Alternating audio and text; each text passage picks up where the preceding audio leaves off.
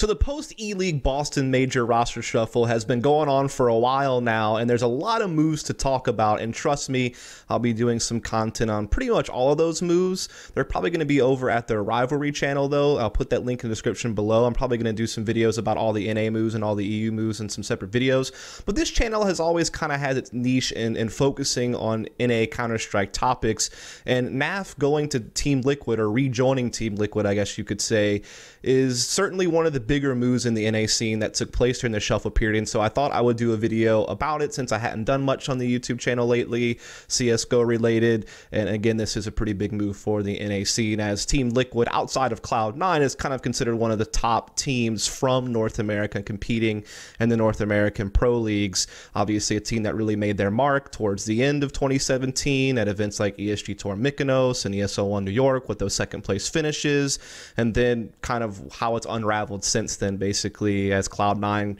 pretty much surpassed them and has gone on to win a major, and has gone on to solidify that #1 spot from NA, and Team Liquid trying to chase after them now, and this move by picking up NAF is one of the ways they hope to do so, it seems like.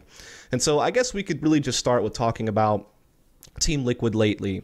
Now, again, obviously this team really struggled in 2017 overall, if we're honest. I mean, outside of that top 4 finish at the EPL Season 5 finals, a lot of 2017 was a lot of disappointment, not quite reaching the expectations maybe had people placed on them due to what their lineup looked like on paper and how talented you knew some of their players were, like Elige and Twist, and Stanislav was going to come in in-game lead, and he had obviously done some great work with Optic in the previous year when they were, winning the E-League Season 2 and looking really hot towards the end of 2016.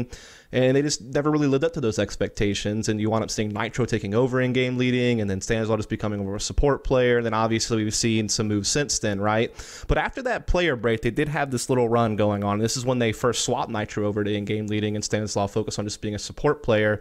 And this was when they took second at ESG Tour Mykonos by beating Big and beating SK, and then losing a really close specified series to Mousesports in the grand finals. Then obviously at ESL1 New York, they were able to beat VP, Astralis, and SK to make it all the way to the finals, where they lost to FaZe in the grand finals, and in a pretty convincing fashion. But the fact they were able to consistently beat SK, and they were getting a series on Astralis, this was some really good stuff from Liquid, and they were looking really promising. Now, obviously, they would go on to go out pretty early at E-League Premier with some losses to Astralis and SK, but again, those are some elite teams that were certainly like top 5 teams in the world, and so even though they went out early at E-League Premier, it wasn't that disappointing based on the competition they faced. And you could really kind of say the same for Epicenter. They obviously were able to beat all the North American teams online, including Cloud9, to make it to the offline qualifier for Epicenter, where they beat Vega Squadron to make it to the main event, and then they wound up losing to North and Astralis there. They win the Americas Minor, and yeah, they did lose that one best-of-3 series to Misfits, but they wound up beating them when it mattered in the grand finals and making sure that they were in the main qualifier for the E-League Boston Major. And then, other than that, you started seeing them lose in the semifinals to Cloud9 iBuyPower Masters. And this is when Stanislav gets dropped and Steel joins the team. And then things get really chaotic for Team Liquid after this point, right? So they debut Steel at IEM Oakland, where they go out in groups, had some wins against Renegades and Gambit, but wound up losing to Optic, G2, and FaZe. And those G2 and FaZe losses were very one-sided losses. But you kind of give a free pass to it because it was Steel's first event, didn't really have any time to practice with the team, didn't really know how to implement him yet, potentially. And you kind of realize that they're in a weird situation because they have to use Zeus for the EPL Season 6 finals due to, roster locks and things of that nature. And it's also known by this point that they're going to have to use Zeus at the major as well. So basically, they're swapping back and forth between using Steel and Zeus to the next event. So they play with Zeus at EPL Season 6 finals, and they go out in the group stages. They actually started out okay with the win over Astralis and a really close loss to FaZe, and you were thinking, oh wait, like maybe they still could do something with Zeus, but then they go on to lose against Heritage Fnatic, and then disappointingly Luminosity Gaming, kind of considered, I guess, the 3rd best Brazilian team at this point, and go out in groups there. Then they go to the ECS finals with Steel pretty much after this and get beat out by FaZe and Cloud9.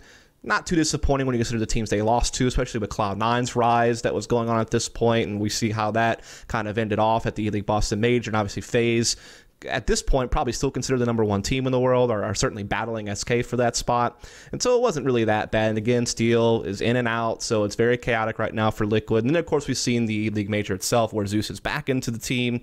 They actually get in through this kind of last chance situation, since 100 Thieves had to pull out of the event. and they were able to beat teams like Flipside Tactics, Renegades, and Avantgarde to move on to the top 16 after they had some losses to FaZe, Vegas Squadron, and Navi. Now, once in the top 16, they won their opening match against Big, but then they proceeded to go 0-3, losing to G2 Navi and Vegas Squadron to get knocked out. But the fact of the matter is that there was really no expectations on Team Liquid going into this event because they were using Zeus. And in many people's eyes, it was a good move that they at least made it into the top 16. So at least they will be included in the major qualifier next time around and won't have to go through a minor or something like that and play to get into the major qualifier. They'll already be there, right? So in that sense, already somewhat of an accomplishment just to make sure that that was solidified, though they still didn't get legendary status or anything like that, so not guaranteed, a chance in the top 16 next time around. So that's kind of just Team Liquid lately, really good success towards the end of 2017. Then they lose Stanislaw, they bring in Steel, and then it's chaotic since then. And kind of why it's so weird to think about the fact that they're making a move now is because of the situation. They didn't really, I think they only played, 2 offline events with JDM and Steel on the team at the same time, which would have been their full 5 before they made this move for NAF. And so you have to kind of think about that. Like, was it really time to make a move or not? Could they have let the Steel JDM lineup play out longer and see how it went? Or do you think this is more just a move where it's like, we have the potential to pick up a really good player to increase the overall firepower of our team, and we need to make that move to be able to compete with the likes of Cloud9, who do have a pretty star-studded lineup, and to compete with top teams in the world, who most of the top teams do have a lot of overall firepower, and bringing in someone like NAF can increase that. And so maybe you see it more as an opportunity rather than a forced move because things are clearly not working out. But we'll get to that a little bit later. The main talking points about Team Liquid at this point is the fact that Twist and Elige are certainly true stars. I will say that Twist did have some struggles at Oakland, EPL, and ECS, and this may be something to be concerned about. I think the one thing that concerns me most about Twist is that it feels like every time he has a poor performance, you always see him on social media kind of talking about how much he sucked, and it almost feels like he has some type of composure or confidence issue. I have no idea. I'm not a sports psychologist. I don't have any expertise in mentality and mental composure and things like that, but I do wonder if there might be something there, because certainly Twist has proven to be a very skilled player and shows a lot of potential and has had some really big events, has had some really big performances, but it does seem like sometimes he struggles. And he's also still young, he's still learning, he's still developing, and maybe these are traits over time. He'll build that confidence as he gains more experience. But in general, you could say that Twist and Elige are certainly pretty solid stars for this team overall when you look at the last 6 months or so, right? It also seems like Nitro's been developing into an in-game leader pretty well. I know that he tried being an in-game leader for Liquid in the past with a different lineup, and it didn't really go so well. But this time around with Zeus as a coach, it seems like he's developing pretty well. He's calling pretty good Counter-Strike. I mean, the team is pretty tactically diverse, and you have to give credit to probably both Nitro and Zeus for that, as well as maybe some input from other players. Obviously they can play a slower default, more mid-control oriented style of play that's based on, getting map control and making mid-round reads and kind of, playing on the fly. But they also have some pretty fast-paced executes and at times some pretty innovative ones. Like Cash is a good example, they don't play it that much, where they had this one really cool fake where they would throw smokes from the useless room between mid garage and B lobby that would land on the A bomb site, and then they were already right next to B, so they could easily just go on to B and execute. It was like a really cool fake. Also saw some different smoke wall variations on the A bomb side of Cash that not many other people were using that were kind of neat. We've also seen them cherry pick other things and kind of make them their own. On Cobblestone, for instance, to nip 3 smokes from mid onto the B bomb site, which you can use as a B execute or a fake to go into A, as well as there was this one B split that you can do where you put like a smoke wall by the APC on the A bomb side of Cobblestone, and you come up mid ramp and into connector and split B, which is something that Fallen had done in the past when Zeus was coaching as well over on, I don't know if they were SK or Luminosity at the time. I think this was at the end of 2015 when they had just picked up FNX and Taco when I first saw this strat. At that DreamHack winter event, the Face It finals, where they took second to Fnatic. And he brought that over to Liquid, basically, talking about Zeus, of course, the coach. And so you would see sometimes this innovative stuff, and Nitro had to be involved in that. I mean, Zeus can't be calling in the middle of a round, so Nitro's the one making the reads and calling it. And you also hear from interviews from certain players and even Zeus, the coach, about Nitro's ability to kind of micromanage players. And, you know, Stanislav favored more of a loose system, and Nitro was a little bit more disciplined, a little bit more strict, a little bit more, like I said, more of a micromanager. And he seems like he was doing pretty good with that. Obviously, didn't expect him to do much fragging-wise. I mean, he would certainly contribute here and there, but you were expecting the bulk of the fragging to come from Twist and Elige on this team, and hopefully JDM's AWP. At least that seemed to be kind of the case. And while Stanislav was on the team, he also could be a pretty decent fragger, particularly on CT sides. He had a couple of spots he was really good on, like Enter on Train, was definitely one that comes to mind. But anyway, you know, Nitro was trying to do this IGL thing, and he played really good at the major as a fragger. We have to wonder how much of that is, you know, replicable, how much of that was based on the fact that Zeus was also in the server as a player and maybe could have more input since he was the coach of the team, but now playing, and maybe that lightened the load on Nitro needing to be responsible for leadership duties during that particular event. But we'll kind of leave it at that. Now with Steel, I think it's too soon to know what he can really do for this team.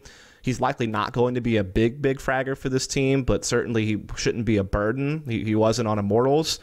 And he can be a good support player, I'd imagine, and certainly could help with leadership. But again, we've only seen him play 2 offline events with Liquid before this roster change, and so I think it's really hard to read too much into him.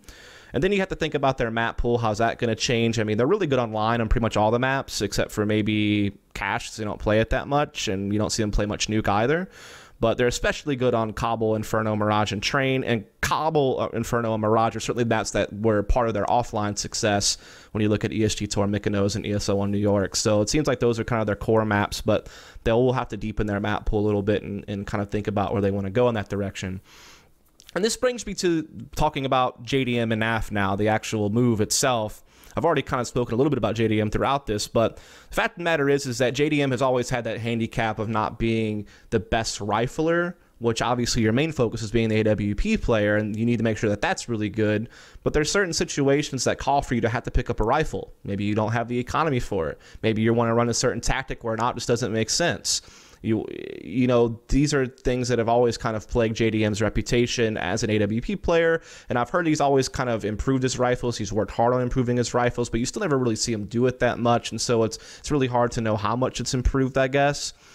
I will say that he did really well for this team at Mykonos to help them get that second place finish after the player break. He was a big part of that. He looked pretty good at ESO1 New York as well up until that phase series in the grand finals. He looked really good against Astralis and SK. So actually, he was a big part of why this team was successful after the player break, getting those second place finishes. He was that other fragger next to Twist and Elige who was putting up numbers exactly where you'd want him to be, the way that team was composed. But then after that, you did see him kind of struggle at Epicenter. He did okay at the Americas Minor, but that's against mostly lower level competition compared to top international events. And then he really did struggle at Oakland, EPL, and the Major. And again, the flexibility thing is something that's always been talked about. Now, did he do poor enough to deserve being cut? Again, it's hard to know if that's totally true. Maybe to some degree it's true, but I think, again, what's more true probably is NAF was seen as an opportunity to just increase the overall firepower of the team based on how he had been playing lately. And lately, NAF had been great. I mean, you already started seeing him develop into a star player in the later days of Optic. And then on Renegades, he's just been fantastic. And I did a video, which I'll put in the description below, where I talked about NAF becoming a true star in North American Counter-Strike. And I really detail NAF's evolution as a player from his latter days in Optic through Renegades. So I don't want to talk too much about this in detail here because I feel like I've already done that in another video, and I don't want to do it all over again and make this video even longer than it already probably is going to be. I want to kind of try to keep it somewhat short and consumable. But the point is that he was looking fantastic for Optic at E-League Season 2 when they won that, and you really saw him just getting a little bit more consistent. He'd always shown the skill ceiling in the past, but that consistency wasn't there up until the latter days of Optic. And then on Renegades is when he really just kind of came into his own as a player, it seems. He kind of changed up his role a little bit, kind of became more active on the map, wasn't as much of a lurker or a peripheral player as he had been on previous teams. He was actually part of the main attack group on a lot of maps and a lot of tactics and stuff on the T side for Renegades. And pretty much, you know, after the debut at E-League Premier that didn't go well, he was putting up fire numbers for Renegades throughout every other event, when they placed top 4 at DreamHack Denver, when they won the Asia Minor, when they, won that Starlighter I-League Shanghai event, when they came second at iPower Masters. All those events, NAF is clearly a star player and putting up huge numbers and looking really good. Even when the team went out in groups at IEM Oakland, NAF played fantastic in their games against G2 and FaZe, and then they went over Optic and looked pretty good at the OT loss to Team Liquid as well. The only game he really played bad that event was the loss to Gambit. He looked really good at the major for Renegades, despite them not advancing due to the late losses to Avangar and Mousesports. He individually put up his numbers in pretty much all those games. And so he certainly proved himself to be a player that was getting more consistent, was really starting to kind of discover himself as a player, and was truly proving himself to be a star caliber level player that certainly can bring a lot to really any team. But now we have to think about what Team Liquid's going to look like with NAF, because we did have this short little video that came out from Zeus and Joka Steve from Team Liquid. It's like a minute long or something like that. They talked about the move and what Liquid will look like going forward. And in that video, talked about how Nitro would be the main op for the team, but that Twist and NAF would also be doing a lot of opping duties. And I think that this will probably be dependent upon the map, maybe what CT spots they like to play, if that position makes sense. Something you see Cloud9 doing a lot. Pretty much everyone opts on that team at some point except for Rush, and it depends on the map, the spawn, what positions they like to play, if it makes sense. Like some maps, automatic play spots where it makes sense for him to op, like maybe outside on train, for instance. Or other maps, it might make sense for Stu to take the op, if he wants to take an aggressive pick or something. So it seems like maybe Liquid is looking to something kind of like that, where it's situational who would take the AWP. But just a gut reaction to this. For one, Nitro's tried main opping before in Team Liquid, and it did not go so well, and he quickly gave it up. So that still sticks in my mind, and it kind of makes me wonder, is this really a good idea? True, the same thing can be said about him being an in-game leader, and he's done a lot better this time around than the previous time around, so maybe it'll be the same case for him main opping. But you also have to think that juggling opping and in-game leading is also very difficult. Not many people do it or do it well. Fallen obviously is very famous for being able to do both very well and managing both very well, but that's a rarity. There's not many other people who are like that. Maybe Nifty started kind of doing that with Renegades, and you can make that point. Maybe there's a couple of other teams where you have like hybrid players who can op, who in-game lead, like Shocks on G2, for example. I know like Waterfalls, I think, ops and in-game leads for Quantum Bellator Fire, but it's just a rare occurrence. Maybe in history we've had other operators who have in-game led, but it's hard to manage both, because you do have to put a lot of mental tasking into your opping and where you're going to take a pick and how you're going to do it, and focusing on that frag, and that's going to keep you away from being able to maybe call a little bit in certain situations. So it can be hard to juggle, and I'm curious how this will play out. I'm also curious how opping will play out for others. I think I've seen Twist use the op a decent amount, and it seems like he can do pretty well with it. I'll be honest though, anytime I've seen NAF use the op, I haven't really been impressed. I think he can probably do it like on CT sides in certain spots, but I think on T side it wouldn't really make sense for NAF to do the opping. And here's the other question I want to point. Think of this really quickly. Twist really came into his own as a star level player because he shifted into being more a part of the main attacking group alongside of Elige, getting away from playing peripheral roles like he had done on previous teams like TSM or what have you, right? And kind of learning to be more of an aggressive player instead of being so passive and having this reputation for baiting. Maybe you still bait a little bit, but you do it in a smart way. There's different ways to bait. I'm not going to get into that, but Twist basically came to his own by being a part of the main attack group, right? NAF has the same basic storyline when you look at Renegades. He went from being a peripheral player and lurker to being more of an attacking player for Renegades, being a part of their main attack group. So with that in mind, and also knowing that Elige has usually been more of an entry type fragger, first, second end type player, and that's where he's played his best Counter-Strike. Though I think he certainly is smart enough and adaptable enough to maybe play more peripheral roles. There has been times where I've seen him play solo spots. I think the most famous would be him playing mid or A solo on Cobblestone on T side, and the rest of his team's attacking B. I've seen him do that sometimes where they'll get like mid-room control and leave Elige there, and then float everyone else to B, and Elige will come up mid-late or something and kind of lurk on people. So I think he has that capability, but again, he has that rep for being more of an aggressive rifler, first, second end type guy. So with that in mind, and Nitro is going to be the AWP player. Yeah, Steel can play some lurk spots, could play some peripheral spots. I imagine he's done that a lot in his career. But who's going to play the other peripheral spot? Is NAF going to go back to doing that type of thing?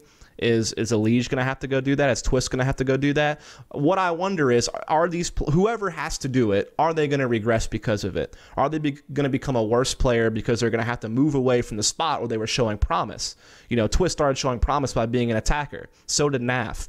Is one of them going to have to now take a back seat to doing that and go back to an old role where they didn't perform as well in, or didn't look as impressive as they do now? Will they maybe be better in that old role going back to it, having gained experience and just become a better player overall?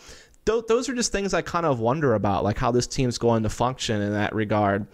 But what can be said about this move is that it certainly does bring more firepower to Liquid. If NAF can keep up the form he showed in Renegades, and he can add to the already star talents that Liquid has, particularly in Twist and Elige, and Steel kind of finds his way to be a support type role player and help with leadership, and Nitro can somehow balance in-game leading and opping. If everything goes according to plan, this team could be very, very strong. But like I said, some concerns are, can Nitro really balance being a main op and an in-game leader? Is he going to be effective in those roles? Now he has to do them both at the same time. You know, how is the op going to pass between NAF and Twist, and what type of impact are they going to have?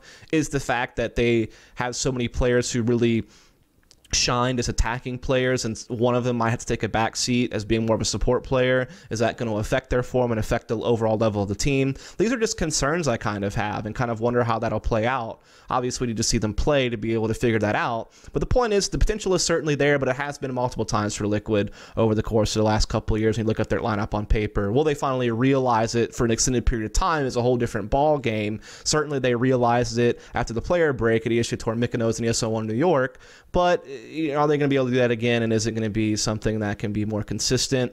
I want to say yes, the possibility is there, but I've thought the same thing about past lineups and been wrong. So I think this is an interesting move to keep an eye on, and I've kind of labeled out some of the pros and cons and kind of followed the moves. So I hope you guys enjoyed the content. If you do, please subscribe for more. Maybe once we see Liquid play, I can do a follow-up video, talk about what we've seen from them and kind of what they've been able to do and whatnot, and kind of look at their play more in depth. But right now, this is all speculation, gut reaction, initial thoughts, and hopefully you guys found it entertaining and informative. So, yep, catch you next time.